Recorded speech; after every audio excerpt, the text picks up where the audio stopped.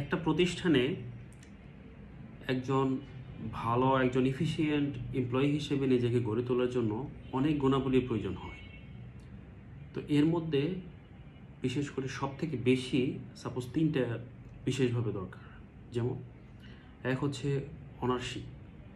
অনারশিপটা হচ্ছে যে কোনো কাজ, আমার পার্সোনাল কোনো কাজ যেভাবে আমি করি নিজের মনে করে, বা আমার কোনো পার্সোনাল প্রপার্টি আমি যেভাবে সংরক্ষণ করি, ঠিক সেইভাবে কোম্পানির যে কোনো কাজ এবং তার প্রপার্টি সংরক্ষণ ঠিক ওইভাবে করা নিজের। আরেকটা হচ্ছে ডেডিকেশন। ডেডিকেশন হচ্ছে যে কোনো কাজই সেটা হচ্ছে ম্যাক্সিমাম ইফোর্ট দেওয়া, মানে কাজটাকে বের করে আনার জন্য বা কাজটাকে আউটকাম বা রেজাল্ট বের করার জন্য ম্যাক্সিমাম ইফোর্ট দেওয়া।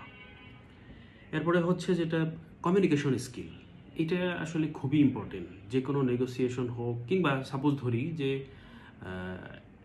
মানুষকে যদি কোনো কাজের ইনস্ট্রাকশন দেই, তো কাজের ইনস্ট্রাকশনের উপরে আমি যেটা মনে করি 50% কাজ অলরেডি হয়ে যায়। কাজের ইনস্ট্রাকশন বলতে কাজটা তাকে বোঝাই দেওয়া সুন্দরভাবে, কী কাজ কীভাবে করবে, কখন করবে এবং এটার প্রায়োরিটি কী।